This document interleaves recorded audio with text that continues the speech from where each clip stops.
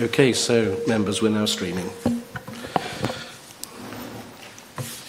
We'll begin with apologies for absence. We have apologies for absence, Mr Mayor, from Councillors Parker, Hipsey, Edelman, Mann, Hughes, Poppy and Lewis. Thank you. Item 2, declarations of interest. Does anyone have anything to declare at this stage? No? Thank you. Just remember that if anything arises as we go through the agenda to let us know. Item 3, minutes of council meeting. To confirm the minutes of the special meeting of council on the 1st of April. The minutes are enclosed in your bundle. Are you happy that it's an accurate account of what took place? Okay, it's been proposed and seconded. All in favour, please show. Carried. And are there any matters arising not otherwise covered in today's agenda?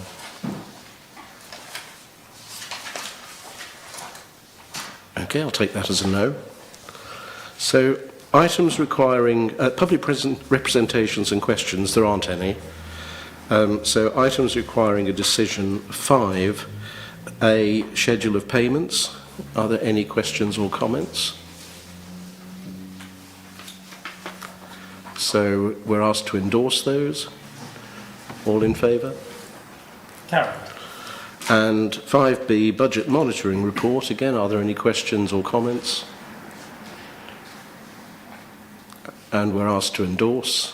All in favour, please show. Carried. Okay, thank you. Next is item 6, Budget and Policy Committee. The Deputy Mayor is not able to be with us this evening, and I'm grateful to Councillor Mrs Johnson, the Vice Chairman of BNP, who will present the minutes to us. Thank you, Mr Mayor.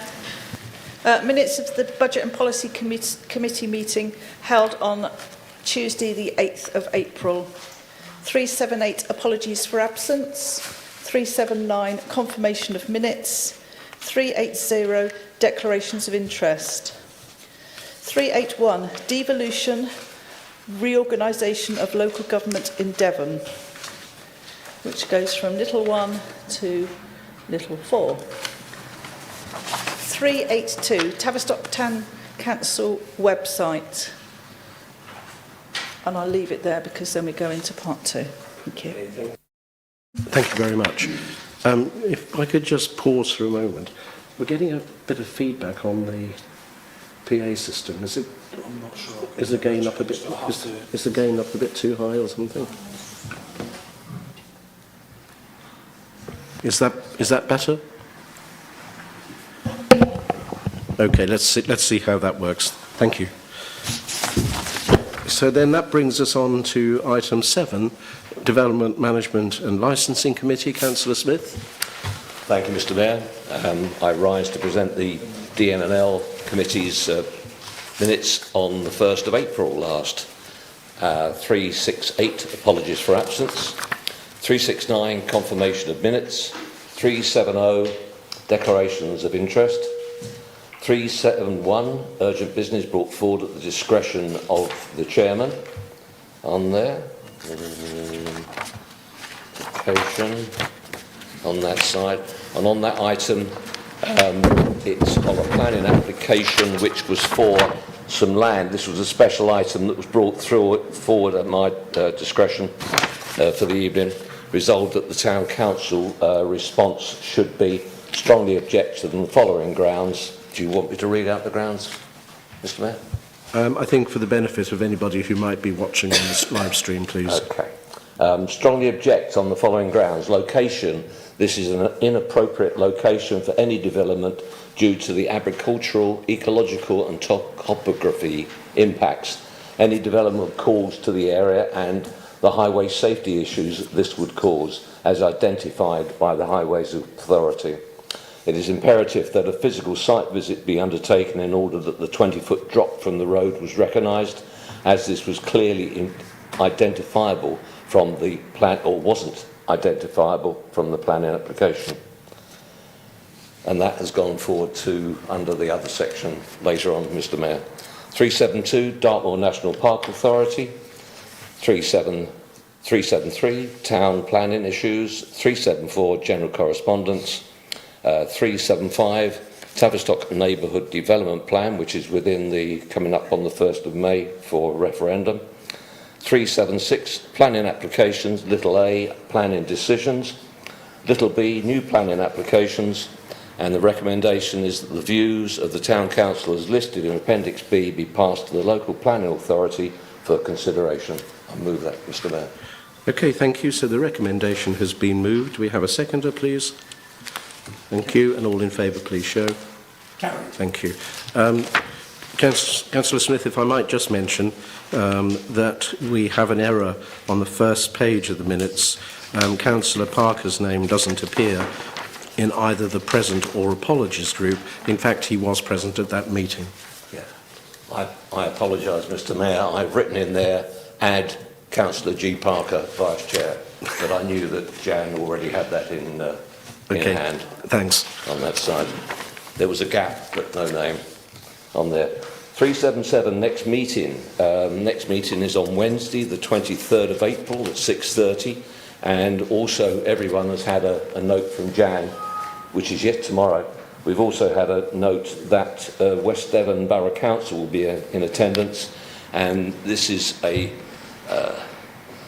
talk, if that's the right word, or a presentation by Bell Richard Hill, who DMNL have had meetings with up there, and also Jack Houselander at 5:30 until 6:20 to give us a run through and an overview of what's been done.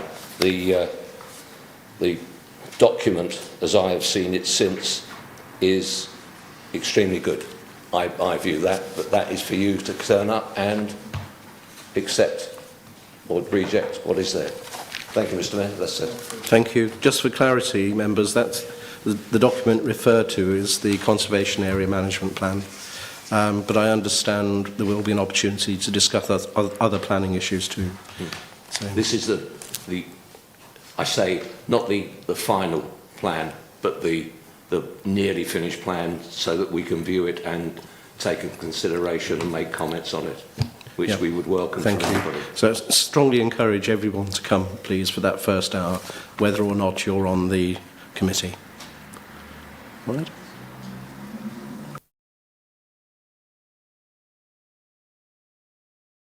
Okay, thank you. Items circulated for information only. Item 8, Roman 1, General Manager's Report. Do you have any questions for the General Manager, please? Councillor Hutton. I'd just like to know a bit more about the gypsies, how they got on. Because I noticed today that the main gate is open. Is it always open? Did they just walk in or drive in? Just before we answer the question, the issue of the travellers arises in the notes of the Whitchurch Down consultative group, and if there are any more specific issues regarding the future, we'll take those in part 2. But I'll pass over to the General Manager for that specific point. In relation to getting access to the meadows, there was just the opportunity that there was some tarmac works being undertaken on that day, so the main central post was taken out the day before to the main access gate, which means you get the larger vehicles and the caravans through. So usually, like it is at the moment, you'll see the vehicle gate, but a centre post and then a pedestrian gate. It was just the fact that the actual main vehicle gate and the main posts were taken out for that one day, which allowed them to get access.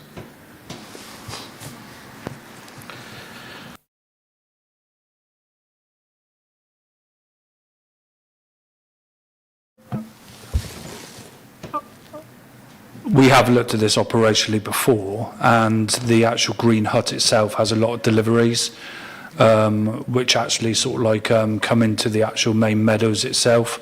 So I don't think there's necessarily any benefit of putting a lock on the gate. We haven't historically had significant problems in relation to other unauthorised vehicles coming into the park itself. It's just the fact that the main central post was taken out for the tarmac lorry, which meant that larger vehicles could get in on that day. Anything else? Yep, Councillor Smith. General Manager, on the notes on your report, you talking about the museum, you're talking about the museum, and it says that there is some dry rot and settlement issues. I know we've always had dry rot, but do we have settlement issues just in the museum, or is it more widespread than that? The settlement issues are the whole of Courtgate complex. So you'll see there's historical telltales on the external fabric and under Courtgate Arch, which have been there, predate my time. So have been there decades, to be honest. So there's always been settlement issues in and around that location. Okay. Are they controllable?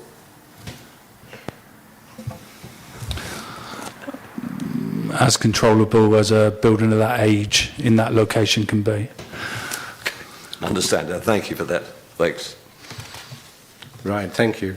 Item 8, Roman 2, Pannier Market Report. Any questions or comments?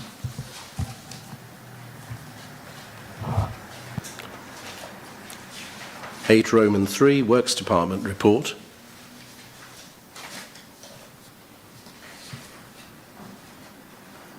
Noted. 8 Roman 4, Town Hall and Butchers Hall Report.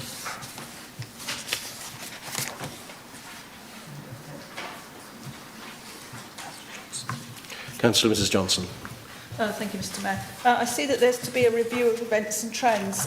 Will any report that's written be available for councillors to see, please? Simple answer is yes.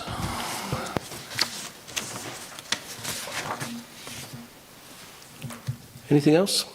No? Item 9, Finance and Other Matters. Little a, Report of the Assistant to the Town Clerk. Do you have any questions for the Assistant to the Town Clerk? And is there anything you wish to add? Yes, please. Okay, over to you. You may be aware that the informal pre-annual meeting is currently scheduled for Wednesday the 7th of May. And I was wondering if members would prefer if it was moved to the usual Tuesday slot of the 6th of May. Can you please let me know, and then I can make the necessary arrangements. Why was it scheduled for the Wednesday? Because I didn't notice there was a bank holiday on the Monday, and nobody picked it up when the calendar of meetings came to council. Okay. Mrs Ewings? I personally have no objection, but today is the day after a bank holiday, and look at the numbers. Just putting it out there. Yep. I'd have to give apologies for that one. For the Tuesday or the Wednesday? Tuesday. I'd have to apologise for Tuesday as well. I would suggest that we leave it on as the Wednesday. Yes? Do you all agree? We'll keep it to the Wednesday. It's in the diary now. I don't want to change it. I'd just like to make one comment to the ATTC's report, and that is simply that I want to say a very, very big thank you to Jan for organising the Civic Ball. The evening went extremely well. The music was good, the food was good, the atmosphere was good. The numbers were down a little bit on previous years, but actually, in a way, that was not harmful. In fact, it was positive because it provided more space for circulation and relaxation. And it was a really good evening, and it was a successful evening in terms of raising money for the Tavistock Youth Cafe. So a big thank you to you, Jan, for all the hard work that you put in organising that. Mrs Ewings. The catering was excellent. The best I've had in many a year, and it was a piping hot meal. So I would really like to and I did congratulate the caterers and send an email, but, you know, it really worth noting. They did very well. Okay. Are there anything else from that report? The next one then is 9 little b, West Devon Borough Council report, reporter Borough Councillor Mrs Anne Johnson. Do any of you have any questions for Councillor Johnson, please? And is there anything you wish to add? Sorry, since I wrote this, I think on the 9th of April, since then the planned West Devon Matters meeting, which was scheduled for tomorrow, is now going to be on the 14th of May. But there are opportunities to meet the new inspector, I think is it Inspector Jones? Yeah, by a Teams meeting, and one of those opportunities is tomorrow if anybody's got any burning issues. But I would encourage people to attend the meeting on the 14th of May. That is in Oakhampton, but they usually make it available on Teams as well. So it's a good way to find out what's going on and to make to have communication with the police, which I think is always helpful.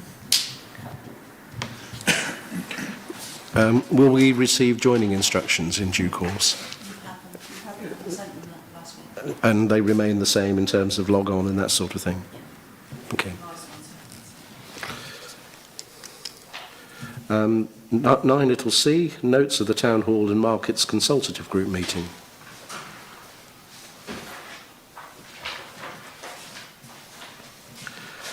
(9D), notes of the Whitchurch Down Consultative Group meeting.